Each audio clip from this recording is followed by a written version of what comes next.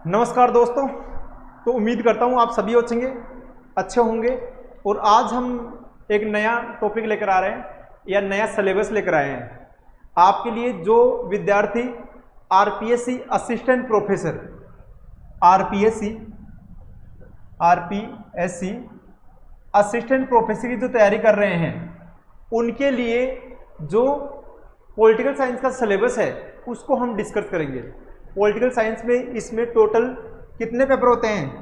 2 paper होते हैं subject के, एक फर्स्ट पेपर और एक सेकंड पेपर, ठीक है। और तीसरा पेपर आपको पता है किसका होता है? जीके का पेपर होता है। उसमें राजस्थान वाला पार्ट हमें देखने को मिलता है। तो आज हम बात कर रहे हैं असिस्टेंट प्रोफेसर पॉलिटिकल साइंस के लिए कौन सा सिलेबस है उसको हम देखने यहाँ जा रहे हैं, ठीक है जी। तो इसमें हम देखें तो हम देखते हैं इसमें पहला जो पेपर है, प्रथम पत्र है, उसकी हम बात करेंगे। देखो ये सिलेबस हमने आरपीएससी की वेबसाइट से लिया है, लेकिन अगर नया सिलेबस इसमें अपलोड हो जाता है तो आप आरपीएससी की वेबसाइट के ऊपर देख सकते हैं। इसके लिए हम किसी प्रकार से जिम्मेदार नहीं होंगे, इस बात को आप ध्यान में रखना है। हम देखते हैं कि ये जो प्रथम पेपर है, फर्स्ट पेपर है, उसमें दे रखा है क्या, कौन कौन से जो भारतीय राजनीतिक विचारक हैं, भारतीय राजनीतिक विचारक इसमें दे रखे हैं और उसके लिए कौन कौन से राजनीतिक विचारक होने चाहिए, कौन किस किस का नाम है उसमें देखो। इसमें दे रखा है पहले मनु और कौटिल्य और उन्नु भारतीय राजनीतिक विचारक में दे रखा है, ठीक है। उसके बाद में दे रखा है बौद्ध धर्म और जैन धर्म में अहिंसा की परंपराएं, मतलब अहिंसा की जो परंपराएं हैं ये हमें पढ़नी है कहाँ से? बौद्ध धर्म से और जैन धर्म से, ठीक है जी। आगे दे रखा है मध्यकालीन भारत में राज्य की प्रकृति कैसे होगी मध्यकालीन भारत में, उसकी बात की गई है। फिर बाद में ये एक विचारक हैं जिसका नाम है जियाउद्दीन बर्नी इसमें दे रखा है। इसके बाद में दे रखा है अबुल फजल नेट के सिलेबस में भी है, ये इसमें दे रखा है। उसके साथ में दे रखा है आगे राजा राम मोहन राय, दयानंद सरस्वती, सर सैयद अहमद खान दे रखा है। ईवी रामास्वामी नायकर दे रखा है। आगे चलकर इन्होंने जस्टिस पार्टी की स्थापना हुई थी। इस जो सिलेबस इसकी एक ही बिंदु पर हम आगे विस्तार से बात करेंगे। आज हम देखते हैं सिलेबस में क्या क्या है।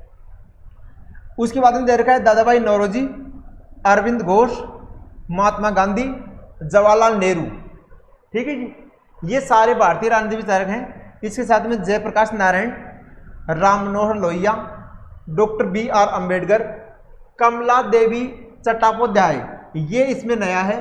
बाकी आपने दे रखा होगा जिसमें इसमें नए कौन कौन से हैं, इसमें नए देखने को मिलती है हमें कमला देवी। इसके साथ में दे रखा है हमारे यहाँ ये जो सर सैयद अहमद खान भी हमें देखने को मिलता है। अबुल फजल और बर्नी है, इनको हमें अलग से देखने की जरूरत है। बाकी लगभग नेट के सिलेबस में है। आपने अगर नेट की तैयारी कर रखी है तो इनकी ये जो भारतीय राजनीतिक विचारक है इसके बारे में आपने देखा होगा। आगे चले, आगे हमारे पास हमें देखने को मिलता है क्या, जिसको हम देखते हैं भारतीय राजनीतिक अवधारणाएं और विचारधाराएं हमें देखने को मिलती है। अगला टॉपिक राजनीतिक अवधारणाएं और विचारधाराएं में देखो कौन कौन सी विचारधाराएं हैं। इसमें दे रखा है राज्य के परिप्रेक्ष्य में आदर्शवादी और उदारवादी अवधारणाएं, मार्क्सवादी, उत्तर औपनिवेशिक और उप आश्रित सब अल्टरनेट दे रखा है इसमें, ठीक है। आगे दे रखा है संप्रभुता, शक्ति, प्राधिकार और वैधता के बारे में दे रखा है। अधिकार, स्वतंत्रता, समानता, न्याय और नागरिकता, ये हमें देखने को मिलता है किसमें? हमारे विचारक और अवधारणा वाले टॉपिक में देखने को मिलता है। आगे दे रखा है लोकतंत्र की अवधारणा, शास्त्रीय, उदारवादी और मार्क्सवादी सिद्धांत। जो डेमोक्रेसी है, डेमोक्रेसी का क्या कंसेप्ट है, उसके बारे में बात कर रखी है। इसके साथ में लोकतंत्र के प्रतिमान दे रखे हैं जिसमें रिप्रेजेंटेटिव की बात है, सहभागिता लोकतंत्र की बात है और विमर्श लोकतंत्र की बात है। विमर्श मतलब डायलॉग, मतलब ये कि संवाद शैली में हमारे यहाँ डेमोक्रेसी की अवधारणा हमें देखने को मिलती है। ठीक है, इसके साथ में दे रखा है राजनीतिक विचारधारा में है दे रखा है लिबरलिज्म, उदारवाद, मार्क्सवाद और रूढ़िवाद। उदारवाद, मार्क्सवाद और रूढ़िवाद हमें देखने को मिलता है। आगे हम बात करें तो आगे हमें देखने को मिलता है तुलनात्मक राजनीति के बारे में। तुलनात्मक राजनीति के बारे में तीसरा पॉइंट हमें देखने को मिलता है तुलनात्मक राजनीति और सरकारें। जो गवर्नमेंट है, एक तुलनात्मक राजनीति का मतलब ये होता है एक जो राज्य की सरकारें हैं, राज्य की व्यवस्था है, उसकी तुलना हम दूसरे राज्य की व्यवस्था से करते हैं। ठीक है जी। उसके अब ये किस किस की तुलना करवा रहा है उसमें आप देखो कौन कौन सी, UK, United Kingdom, USA, United States of America, America की बात हो रही है यहाँ, फ्रांस, चीन और कनाडा के संवैधानिक ढांचे के संदर्भ में। देखो अगर आपने ग्रेजुएशन में बीए किया है तो इसमें सेकेंड ईयर में एक पेपर चलता है प्रमुख राज्य व्यवस्थाएं, तो ये टॉपिक वहां से आया है। प्रमुख राज्य व्यवस्था में जिसमें अनेक देशों के संविधान है उनका अध्ययन है, तो ये इसमें दे रखा है यूके, यूनाइटेड किंगडम, अमेरिका, चीन, फ्रांस और हमें देखने को मिलता है कनाडा। तो ये सारी चीजें हमें देखने को मिलती है, सारे जो टॉपिक है ये हमें देखने को मिलते हैं किसके संदर्भ में, ये यूएसए के संविधान के संदर्भ में देखने को मिलता है। उसके बाद में इसमें भी कौन कौन से टॉपिक है, संविधान, संविधान के प्रारूप या संविधान के प्रकार, सिद्धांत और व्यवहार में संविधानवाद क्या है, संविधानवाद की अवधारणा। इसके साथ में सरकार का वर्गीकरण, लोकतंत्र और तानाशाही, एकात्मक और संघीय, संसदीय और अध्यक्षतात्मक व्यवस्था के बारे में बातें कर रखी है। आगे दे रखा है सरकार के अंग, शक्तियों के पृथक्करण का सिद्धांत, कार्यपालिका, विधायिका, न्यायपालिका एवं उनका अंतर संबंध तुलनात्मक परिप्रेक्ष्य में देखने को मिलता है। ठीक है, यहां से यहां तक हमने देख लिया। आगे हम देखते हैं, आगे हमारे पास जो अवधारणा है ये देखने को मिलती है हमें, यहां तक देख लेते हैं।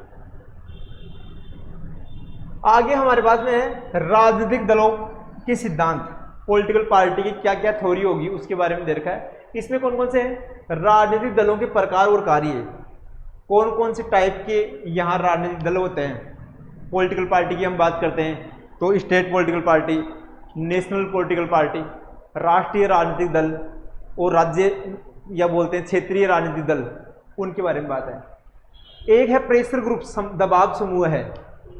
आगे दे रखा है हित समूह है, इंटरेस्ट ग्रुप और प्रेशर ग्रुप की बात की गई है। ठीक है जी। आगे दे रखा है भारतीय संविधान और संस्थाएं। देखो तुलनात्मक राजनीति में तो हमने देखा है जो प्रमुख राज्य व्यवस्था है जिसमें यूएसए को हमने देखा, चीन, कनाडा, फ्रांस, इनकी व्यवस्था को हमने देखा। लेकिन यहां हम देख रहे हैं भारत के संविधान के बारे में। भारत का संविधान कैसे कार्य करता है उसके बारे में दे रखा है। तो इसमें क्या है, भारतीय संविधान का निर्माण कॉन्स्टिट्यूंट असेंबली ने निर्माण किया था उसके बारे में बात। इसकी उद्देश्य क्या है, मूल अधिकार, राज्य के नीति निर्देशक तत्व, मौलिक कर्तव्य, fundamental duties, directive principle of state policy. ठीक है, और इसके साथ में प्रेम्बल, उसकी बात हमारे यहाँ कर रखी है। इस सिलेबस में हम डिस्कस कर रहे हैं पॉलिटिकल साइंस के असिस्टेंट प्रोफेसर का ये सिलेबस। भारतीय संघवाद, केंद्र राज्य संबंध का संवैधानिक ढांचा।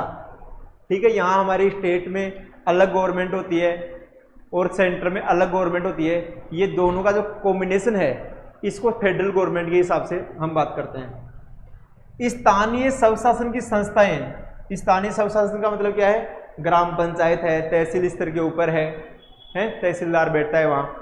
जो ये खंड स्तर पर पंचायत समितियाँ काम करती है, ग्राम पंचायत काम करती है, उनके बारे में स्थानीय लोकल गवर्नमेंट की बात है।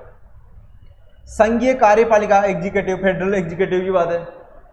राष्ट्रपति, प्रेसिडेंट, प्रधानमंत्री, पीएम, प्राइम मिनिस्टर और उसका मंत्रिपरिषद हो जाएगी।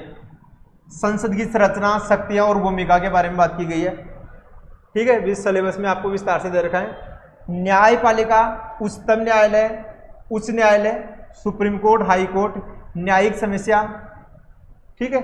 इसके साथ में मूल ढांचा का विवाद जिसमें केशवानंद भारती का वाद आएगा, और न्यायिक सक्रियता, जुडिशरी एक्टिविज्म, ठीक है, और न्यायिक सुधार, जुडिशरी में कौन कौन से रिफॉर्म होने चाहिए उसके बारे में इसमें बात कर रखी है। राज्य कार्यपालिका, स्टेट जो एग्जीक्यूटिव है उसकी बात कर रखी है। राज्यपाल, गवर्नर, मुख्यमंत्री, मंत्रिपरिषद, ठीक है। उसके बाद में दे रखा है राज्य विधानमंडल, संरचना, शक्ति और भूमिका, मतलब ये है कि इनकी पावर्स क्या होंगी, ये कौन कौन से फंक्शंस होंगे, इसके क्या कार्य होंगे, इनकी बात कर रखा है। उसके बाद में अंतर्राष्ट्रीय संबंध के सिद्धांत और अवधारणाएं, इंटरनेशनल इश्यू की बात कर रखी है लास्ट वाले टॉपिक में, ठीक है। हम देखते हैं इसको आगे, इसमें लास्ट वाला पॉइंट है, लास्ट है ये फर्स्ट पेपर का, ये लास्ट टॉपिक हमें देखना है। 5 टॉपिक दे रखे हैं, इसमें अंतर्राष्ट्रीय संबंध का सिद्धांत और अवधारणाएं, इंटरनेशनल जो रिलेशन है और इसके साथ में इसकी जो कंसेप्ट है उसकी बात कर रखी है। इसके सिद्धांत में आदर्शवाद, यथार्थवाद, नव यथार्थवाद, व्यवस्था, मार्क्सवाद, कार्यात्मक रचनावाद और निर्भरता। ये क्या है, ये कंसेप्ट है इंटरनेशनल पॉलिटिक्स की थ्योरी से जुड़े हुए हैं, ठीक है। उसके बाद में दृष्टिकोण में दे रखा है निर्णय, डिसीजन मेकिंग, खेल सिद्धांत, संचार और सौदेबाजी के सिद्धांतों की बात की गई है। अवधारणाओं में दे रखा है राष्ट्र की शक्ति, नेशन पावर, तथा उसके तत्व, राष्ट्रहित और इसके उपकरण, शक्ति संतुलन, सामूहिक सुरक्षा, शस्त्र की होड़, शस्त्र नियंत्रण, निशस्त्रीकरण, युद्धों की प्रकृति, कारण और प्रकारों की बात की गई है। उभरती हुई अवधारणाओं में बहुसंस्कृतिवाद, पहचान की राजनीति, क्षेत्रवाद, हरित राजनीति और इतिहास का अंत, ठीक है। इतिहास के अंत की बात करता है फ्रांसिस फुकुयामा, उसकी बात भी हम करेंगे। आगे दे रखा है, ये यहाँ ही आपका सिलेबस कंप्लीट हो जाता है। अब इसमें दे रखा है कि ऑब्जेक्टिव टाइप आपका पेपर होगा, ये मतलब एमसीक्यू आएंगे, मल्टीपल चॉइस क्वेश्चन। इसके साथ में दे रखा है ये 75 अंक के आएंगे, मतलब प्रश्नों की संख्या होगी 150, 150, और प्रत्येक क्वेश्चन क्या आएगा, 1/2 का आएगा। तो मतलब क्या है, मतलब ये है कि जो 150 क्वेश्चन है, 150 नंबर के 75 क्वेश्चन आएंगे, ठीक है। तो ये 75 क्वेश्चन आएंगे हमारे पास, और ये आपको 3 घंटे में करने हैं। सभी प्रश्नों के अंक समान होंगे, और प्रतियोगी परीक्षा का माध्यम हिंदी और इंग्लिश दोनों होगा, मतलब आपके पास पेपर हिंदी और इंग्लिश दोनों में आएगा, और नेगेटिव मार्किंग होगी। नेगेटिव मार्किंग का मतलब ये है कि 3 क्वेश्चन गलत होंगे तो आपका 1 क्वेश्चन गलत हो जाएगा। ये हमारे को पास हमें देखने को मिलता है असिस्टेंट प्रोफेसर का फर्स्ट पेपर, ठीक है जी। आगे चलो, आगे हमें देखने को मिलता है, हाँ जी, ये तो हो गया फर्स्ट पेपर। अब हम चलते हैं सेकंड पेपर के ऊपर। सेकंड पेपर कौन सा है? सेकंड पेपर में हमें देखने को मिलता है पाश्चात्य राजनीतिक विचारक, वेस्टर्न पॉलिटिकल थॉट। इसमें क्या है, इसका पहला विचारक है प्लेटो, अरस्तु, सिसरो, सेंट थॉमस एक्विनास। ये बात कर रखी है। प्लेटो देखो आपको पता है राजनीतिक दर्शन का जनक है, अरस्तु राजनीतिक विज्ञान का फादर माना जाता है, और अन्य विचारक है जो सिसरो है, सेंट थॉमस एक्विनास है, मैकियावेली है, होब्स, लोक और रूसो है। ये बात की गई है। ये जो विचारक, इनका विस्तार से इनकी क्या क्या अवधारणा थी, क्या क्या विचार थे। इसके साथ में और विचारक हैं Bentham, J S. Mill, Hegel, T H. Green, Karl Marx. देखो कार्ल मार्क्स का जन्म हुआ था 5 मई 1858 को, 5 मई 1818 को हुआ था, ठीक है, 58 को नहीं हुआ था, 1818 को हुआ था, ठीक है, और आज भी 5 मई है। ग्रामसी, हेबरमाश, फ्रांटज फेनन, फ्रांस फेनन जिसको भी बोलते हैं इसको। इसके साथ में हन्ना हारेंट, जॉन रोल्स, रॉबर्ट नोजिक और माइकल वाल्जर हमें देखने को मिलता है। तो ये क्या है, इनका नाम है वेस्टर्न पॉलिटिकल थॉट, ठीक है। इनके बारे में इन्होंने क्या क्या विचार दिए हैं, कौन कौन से विचार दिए हैं, इसके बारे में हमें पढ़ना है, विस्तार से बात करेंगे आगे। और क्या दे रखा है हमारे सिलेबस में, हम देखते हैं पॉलिटिकल साइंस के सिलेबस में। राजनीतिक सिद्धांत, सिद्धांत में हमें देखने को मिलता है, क्या क्या देखने को मिलता है, राजनीतिक सिद्धांत की प्रकृति, कौन कौन सी प्रकृति है, जिसमें प्रकृति और आवश्यकता, इसकी प्रमुख प्रसंग, पतन और उत्थान, राजनीतिक सिद्धांत कैसे बनते हैं, कैसे उनका पतन होता है, कैसे उनका पुनरुत्थान होता है, उसकी बात की गई है इसमें। आगे दे रखा है व्यवहार और उत्तर व्यवहारवाद, तथ्य मूल्य देती भाव, व्यवस्था उपागम, संरचनात्मक उपागम, समूह सिद्धांत, ठीक है, ग्रुप थ्योरी, अभिजन सिद्धांत, तार्किक चयन सिद्धांत, राष्ट्रवाद, यूरोप और गैर यूरोपीय, नारीवाद, उत्तर आधुनिकतावाद। ये दे रखा है कि इसमें राजनीतिक सिद्धांत में ये अवधारणा है जिसके माध्यम से ये कैसे थ्योरी का मेकिंग होता है, कैसे इसमें कैसे कैसे सरकार कार्य करती है, कैसे कैसे व्यवस्था कार्य करती है, उसकी थ्योरी इसमें दे रखी है। एक पॉइंट तो ये हो गया। दूसरा पॉइंट क्या है, तुलनात्मक राजनीति का विश्लेषण। उसमें तो तुलना की तरह इसमें विश्लेषण एनालिसिस करवा रहा है। क्या क्या, तुलनात्मक राजनीति के अध्ययन के लिए दृष्टिकोण, संस्थावाद और नया नव संस्थावाद, और राजनीतिक संस्कृति पॉलिटिकल कल्चर, राजनीतिक विकास पॉलिटिकल डेवलपमेंट, पॉलिटिकल सोशलाइजेशन राजनीतिकरण की बात की गई है। तुलनात्मक परिप्रेक्ष्य में राज्य लक्षण और पूंजीवादी और समाजवादी अर्थव्यवस्थाओं और उन्नत औद्योगिक और विकासशील समाजों में राज्य की प्रकृति की बात की गई है। मतलब स्टेट का जो नेचर है वो कैसा होगा, इसकी बात की कर रखी है इसमें। आगे दे रखा है नौकरशाही, मतलब शासन, नौकरशाही, लोक नीति, दिख रहा है ना आपको, सुशासन और लोकतांत्रिक शासन और नागरिक समाज। ये सारे हमें देखने को मिलता है पॉलिटिकल, कंपैरेटिव पॉलिटिकल के एनालिसिस में देखने को मिलता है। आगे चलें सर, आगे इसमें दे रखा है, एक मिनट इसी को देख लेते हैं मेरे।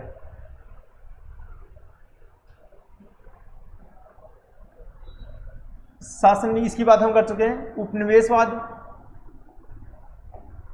उपनिवेशवाद दे रखा है, उपनिवेशवाद दे रखा है, विकास और अल्प विकास, उदारीकरण, निजीकरण और वैश्वीकरण। ये सारे अपने आप में इंपॉर्टेंट मुद्दे हैं जो आपके सिलेबस में शामिल है। क्रांति और प्रतिरोध, लोकतांत्रिकरण, नवीन सामाजिक आंदोलन, समकालीन समाजों में परिवर्तन और समकालीन समाजों के प्रतिमान, भारत में राजनीतिक और प्रक्रियाएं और गतिशीलता, भारतीय राजनीतिक विचार, ऐतिहासिक पृष्ठभूमि, भारतीय राजनीति की ऐतिहासिक पृष्ठभूमि, ठीक है। ये 4 नंबर का टॉपिक है, ये नया टॉपिक है। इसमें राष्ट्र राज्य के रूप में भारत का बनना, स्वायत्तता, अलगाववादी आंदोलन और अलगाववादी आंदोलन की मांग, केंद्र राज्यों में उभरती हुई प्रवृत्ति, तुलमुल जनतंत्र का अभ्यास। मतलब ये कि ये जो मिला जुला समाज है इसकी बात इसमें की गई है। भारतीय राजनीति के सामाजिक और सांस्कृतिक पहलू, भारतीय राजनीति में जाति, वर्ग, धर्म और नरजातीयता और लिंग का मुद्दा, जेंडर पॉलिटिक्स की बात है, नागरिक समाज, सिविल सोसाइटी, सामाजिक और राजनीतिक आंदोलन, ठीक है, सोशल और पॉलिटिकल आंदोलन की बात की गई है। आगे दे रखा है राष्ट्रीय क्षेत्रीय राजनीतिक दलों के वैचारिक और सामाजिक आधार, मतदान में रुझान, निर्वाचन सुधार और दबाव समूह की बात की गई है। आपको ये लग रहा होगा कि ये सारे जो टॉपिक हैं इनके ये तो देखो की पॉइंट ही है, आगे इसके बारे में हम विस्तार से बात करेंगे। आगे दे रखा है, यहीं देख लो, यहां तक देख लो।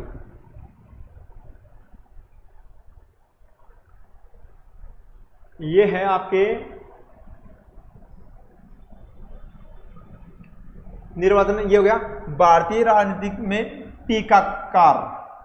मतलब टीकाकार का मतलब क्या होता है, टीकाकार का मतलब ये होता है कि भारतीय जो पॉलिटिक्स है इसका किसने अध्ययन किया और उसके ऊपर अपने विचार रखे, इसको बोलते हैं टीकाएं। जैसे मान लो कि कोई पहले वेद पढ़ता था, तो वेद को पढ़कर उसके बारे में अपनी समझ के आधार पर बुक लिखना, उनको बोलते हैं टीकाएं।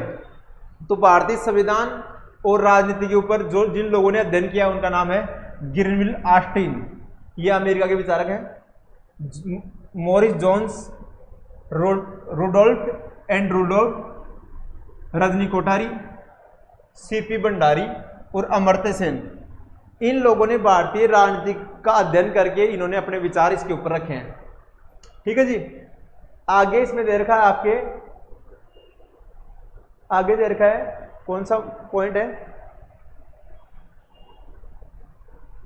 आगे है आपका राजस्थान की राजनीति, पॉलिटिक्स इन स्टेट पॉलिटिक्स, मतलब राजस्थान की राजनीति में है। देखिए आरपीएससी एग्जाम करवाएगी तो राजस्थान के बारे में पूछेगी। राजस्थान का गठन, राजस्थान में राजनीति की प्रतिस्पर्धा के विभिन्न चरण, राजस्थान में दलीय राजनीति के निर्धारक, राजस्थान में जन आंदोलन, इसकी बात की गई है 4 नंबर वाले टॉपिक में। और अब हम बात करते हैं 5 नंबर टॉपिक की। भारतीय की तो हम बात कर चुके हैं, अब बात करेंगे इंटरनेशनल पॉलिटिक्स की। तो अंतर्राष्ट्रीय राजनीति, भारतीय विदेश नीति, फॉरेन पॉलिसी की बात है। महाशक्तियों का उदय, शीत युद्ध, द्विध्रुवीयता, गुटनिरपेक्ष आंदोलन, शीत युद्ध की समाप्ति, विश्व व्यवस्था का पुनर्निरीक्षण, संयुक्त राष्ट्र उद्देश्य, संयुक्त राष्ट्र मतलब यूएनओ, यूनाइटेड नेशन ऑर्गेनाइजेशन, उद्देश्य, संरचना और प्रकार, चार्टर संशोधन, संयुक्त राष्ट्र में भारत का योगदान, क्षेत्रीय और उप क्षेत्रीय संगठन, सार्क, ईयू, अल्बा अफ्रीका का संगठन है, आसियान, अफ्रीकी संघ, ओपेक, ब्रिक्स, बिम्स्टेक, G20 का प्रेजेंट में भारत अध्यक्ष है। सबकी बात करेंगे विस्तार से, अभी आप सिलेबस को डिस्कस कर लेते हैं। समकालीन वैश्विक आदर्श में अमेरिका का वर्चस्व, नाभिकीय प्रसार और निःशस्त्रीकरण, अंतर्राष्ट्रीय आतंकवाद, इंटरनेशनल टेररिज्म की बात कर रहे हैं। अंतर्राष्ट्रीय राजनीति में मानव अधिकार का मुद्दा, ह्यूमन राइट की देख लो, ह्यूमन राइट के बारे में विस्तार से, इसमें जो सभी लोगों के सिटीजन्स के जो राइट है उसके बारे में विस्तार से बात करेंगे। उसके बारे में अंतर्राष्ट्रीय राजनीति में मानव अधिकार का मुद्दा, इंटरनेशनल पॉलिटिक्स में ह्यूमन राइट, अंतर्राष्ट्रीय संबंध की राजनीति में अर्थव्यवस्था, ब्रेटन वुड्स से विश्व व्यापार संगठन, नवीन अंतर्राष्ट्रीय व्यवस्था, उत्तर दक्षिणी संवाद, दक्षिणी दक्षिणी संवाद, पर्यावरण संबंधित मुद्दे, संयुक्त राज्य अमेरिका, रूस, चीन, यूरोपीय संघ के संबंध, भारत और उसके पड़ोसी देश, पूर्व की ओर देखो नीति, पश्चिम की ओर देखो नीति, भारत और पश्चिमी मध्य एशिया और अफ्रीका, लैटिन अमेरिका, प्रवासी भारतीयों की बात की गई है। और आगे दे रखा है भारतीय विदेश नीति में भारतीय विदेश नीति में नव उदारवादी ढांचा, इसकी बात की गई है। तो जैसा पहला पेपर था वैसा दूसरा पेपर है, इसमें भी आपके 75 क्वेश्चन आएंगे, 150 नंबर के आएंगे और सभी MCQ आएंगे, मल्टीपल चॉइस क्वेश्चन आएंगे और नेगेटिव मार्किंग होगी। 3 घंटे का पेपर है। इसका मतलब क्या हुआ? इसका मतलब ये हुआ, आप समझो चीज़ों को, इसका मतलब ये हुआ जी, इसमें टोटल 2 पेपर होंगे, एक में 75 क्वेश्चन, दूसरे में 75 क्वेश्चन। ये 150 नंबर के, कितने नंबर के? 150 नंबर के। देखो इधर 150 और ये भी 150, दोनों प्लस करेंगे कितने हो गए? 300। 300 क्वेश्चन आएंगे कितने नंबर के? 150 नंबर के। और जो थर्ड पेपर होगा उसमें आएंगे 100 क्वेश्चन, कितने नंबर के? 50 नंबर के। 50 के, तो 50 में और प्लस कर दोगे तो कितने हो जाएंगे 200। तो आप ये कहना चाह रहे हो कि 200 के पेपर आएगा, नहीं, 200 का तो ये पेपर होगा और प्लस में 24 नंबर का एंट्री होगा इसमें, तो टोटल होगा 224 का। अब एक वीडियो हम बता देंगे लास्ट वाले एग्जाम में, एक वीडियो हम इस पर बना देंगे लास्ट वाली एग्जाम में कितनी कट ऑफ गई थी, एससी की कितनी गई थी, एसटी कितनी गएगी, जनरल, ओबीसी, महिला, सबकी हम बता देंगे। इसके साथ में वैकेंसी का नोटिफिकेशन आने वाला है, फॉर्म इसके शुरू होने वाला है, अलाउंस हो चुका है, अलाउंस होकर 1952 पोस्ट इसमें आ रही है, जिसमें पॉलिटिकल साइंस की 181 पोस्ट है जो एक बड़ी भर्ती मानी जाती है। पीछे वाली जो अभी असिस्टेंट प्रोफेसर की वैकेंसी हुई है उसमें 57 पोस्ट थी, तो 57 पोस्टों में हमें देखने को मिलता है बहुत कम पोस्ट है, इसमें 181 है। सरकार का चुनावी साल है, इसलिए एग्ज़ाम दिसंबर से पहले भी हो सकती है, ये मेरा पूरा अनुमान है। और इसके साथ में हम इसमें जितने भी टॉपिक हैं वो सबको हम डिस्कस करने का प्रयास करेंगे, ओल्ड पेपर भी देखने का प्रयास करेंगे और नेट के जो पेपर है वो भी देखने का प्रयास करेंगे। आपने इस सिलेबस को देखा, ध्यान से सुना, आपका आभार। आपका कोई भी क्वेश्चन हो, कोई भी डाउट हो तो आप कमेंट करके बताएं। और नमस्कार, धन्यवाद, जय हिंद।